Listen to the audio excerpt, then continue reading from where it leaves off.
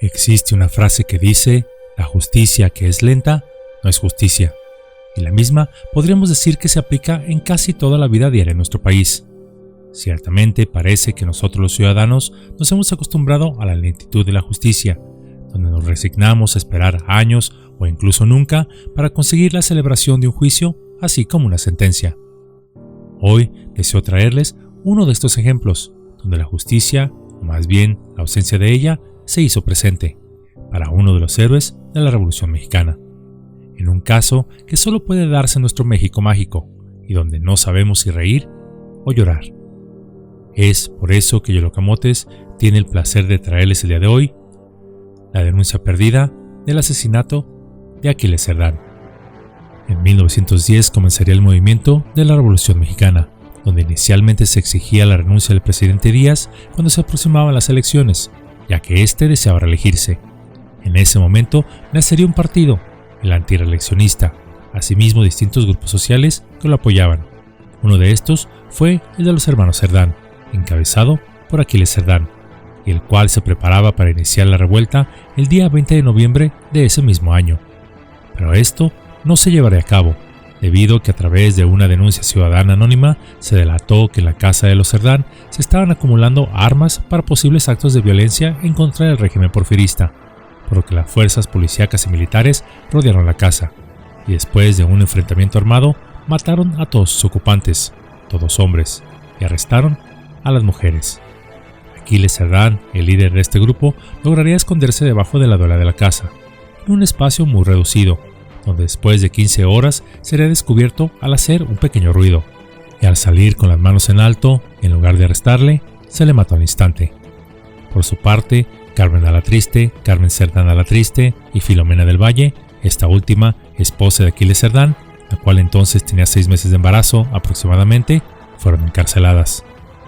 Pero hasta aquí este suceso que a veces se recuerda en las aulas de clases y en discursos oficiales. Este aún tuvo un giro inesperado, bueno, más bien esperado, pero poco conocido, y es que la esposa de Cerdán levantaría una denuncia por el asesinato de su esposo, denuncia que rápidamente, tan solo más de 100 años después, fue atendida, o mejor dicho, desenterrada de los archivos del olvido. En el año 2020 se encontró por accidente en el Archivo Judicial del Estado de Puebla un antiguo expediente de 114 fojas. Este documento nos habla de uno de los acontecimientos más relevantes de la Revolución Mexicana, y es la muerte de Aquiles Cerdán Alatriste.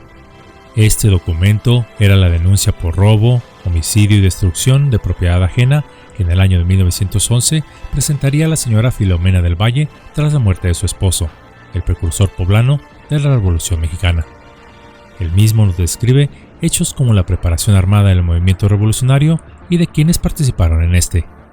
La denuncia la presentó la señora Filomena contra el entonces gobierno del estado luego de haber salido de la cárcel, a la que ingresó el 21 de noviembre de 1910 y siendo liberada hasta febrero de 1911. Ahí, por cierto, en la cárcel, nacería Sara, la tercera hija del matrimonio Aquiles Cerdán, en cuyo bautizo participó Francisco Madero. Esta carpeta oficial de investigación fue encontrada en las instalaciones del Tribunal Superior de Justicia, TSJ, del Estado de Puebla, donde se abrió inicialmente el 24 de mayo de 1911. El caso sería atendido por el juez cuyo nombre parece que ni la burla perdona, ello por la lentitud del caso, el honorable juez Celerino Flores, y pues de celerino, es decir de celeridad, rapidez, no tuvo nada. En el documento, la esposa de Cerdán relata la forma en la que el 18 de noviembre de 1910 tropas militares ingresaron a su domicilio, ubicado en lo que hoy es la Sexta Oriente 206 del centro histórico de la ciudad de Puebla, y dispararon contra las personas que se encontraban en el sitio, explicando que ella, así como la madre y hermana de Aquiles Cerdán, Carmen Alatriste y Carmen Cerdán, fueron a punto de ser asesinadas. El día 18 de noviembre del año próximo pasado, como a las 7:30 de la mañana, se presentó en mi casa habitación, calle de la Portería de Santa Clara, número 4, el jefe de la policía, don Miguel Cabrera, acompañado del mayor Modesto Fregoso y de varios agentes de la misma con el fin de practicar un cateo de la casa. Cierro la cita. En el documento también se relata el momento en el que Cerdán se ocultó por 15 horas en un agujero del suelo de su vivienda para no ser atrapado por las fuerzas federales, mismas que al percatarse de un ruido que hizo, lo ubicaron y asesinaron. A eso de las 2 de la mañana del día 19, entiendo que por algún movimiento que hizo y que no pude impedir, pues llevaba en ese sitio semejante a una tumba 15 horas, produjo ruido que alarmó a quienes guardaban la pieza. Cierro la cita. En este expediente figura el nombre de Juan Medé, un militar al que se le acusa de haber disparado contra Aquiles Cerdán, a pesar de que éste salió con las manos en alto. No obstante, y como era de esperarse, el militar fue absuelto a pesar de que había disparado contra un civil desarmado y en franca rendición. Debido al año de este suceso, el documento contiene 2 ilustraciones del médico forense que llevó a cabo la autopsia de Aquiles Cerdán, en las que se aprecia el recorrido de las balas que le arrebataron la vida al mismo.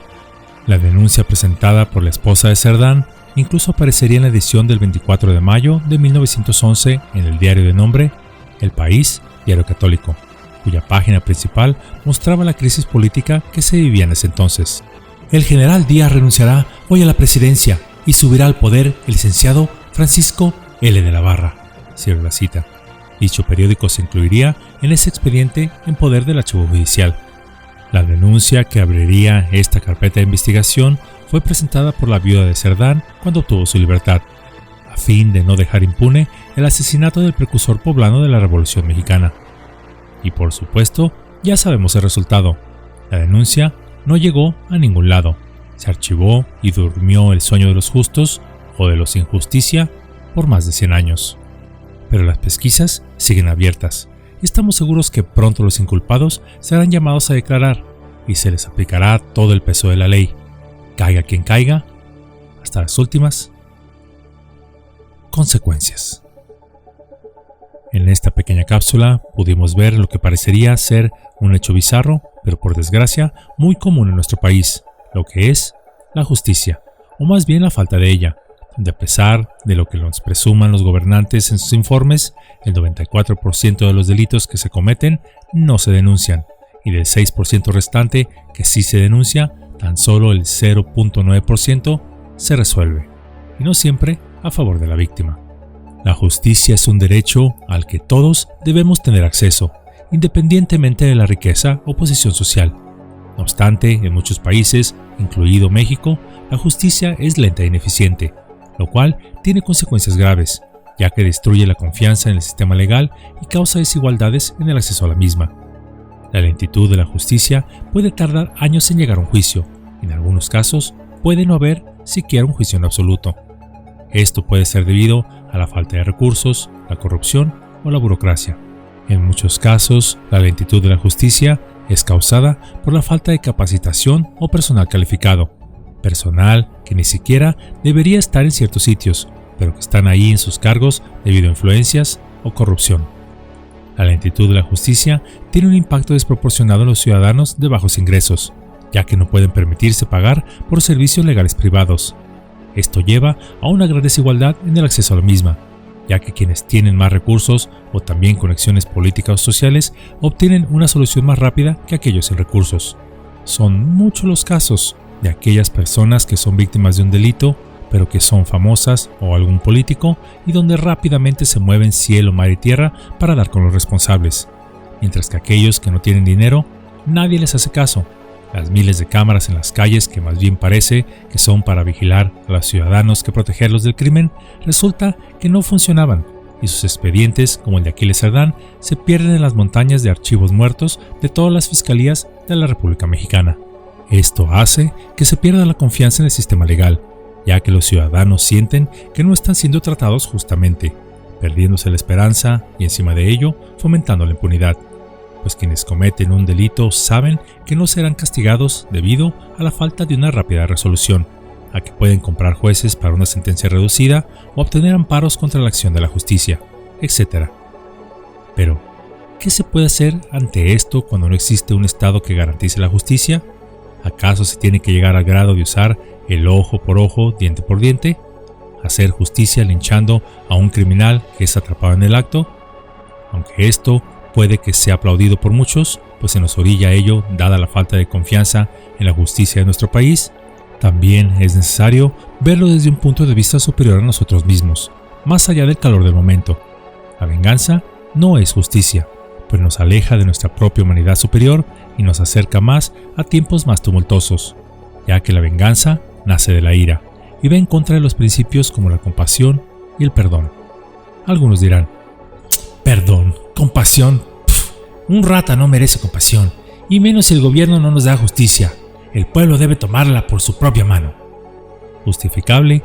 Sí, pero si nos permitimos volver a la época del ojo por ojo, diente por diente, no terminaremos jamás, pues la venganza siempre genera más violencia y dolor, tanto para el que busca venganza como para la persona contra la que se busca ejercer la misma. Además, en muchas ocasiones se ha linchado a personas inocentes debido a una confusión o a una acusación falsa, y una vida perdida a causa de ello es incluso demasiado.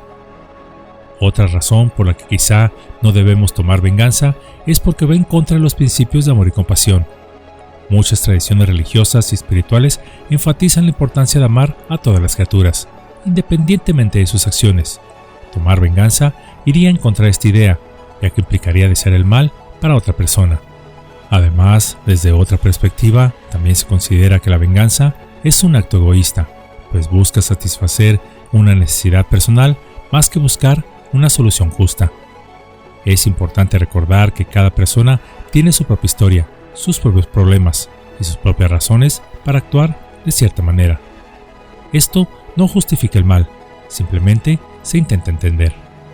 Finalmente, y para no quitarles más de su valioso tiempo, desde un punto de vista inmaterial, espiritual, se considera que la venganza se aleja de la idea de la evolución, del crecimiento personal. La venganza nos mantiene aferrados al pasado, así como al dolor. Nos impide perdonar y liberarnos de este dolor. Nos enferma físicamente y nos impide seguir adelante con nuestras vidas.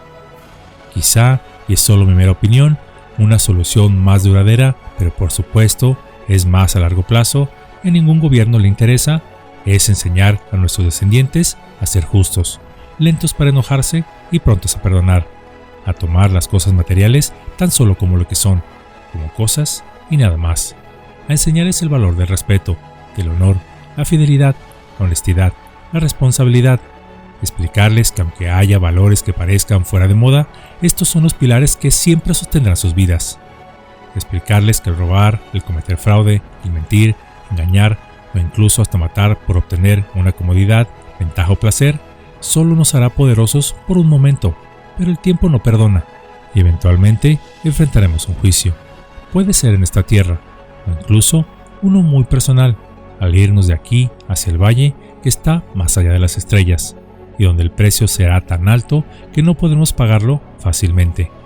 Porque sí, todo se paga, de alguna forma.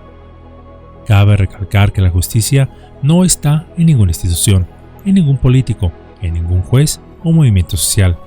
Esta solo puede nacer desde cada uno de nosotros. Pues si todos deseamos, queremos un mundo mejor y justo, tenemos que empezar siendo justos. Tenemos que empezar siendo mejores nosotros mismos hacia con los demás, ya que un mundo mejor solo llegará hasta que precisamente todos, sin excepción, demos lo mejor. Difícil, tal vez, pero no imposible. Ya solo dependerá si nuestro anhelo de justicia y paz es mayor que nuestra sed de venganza y guerra.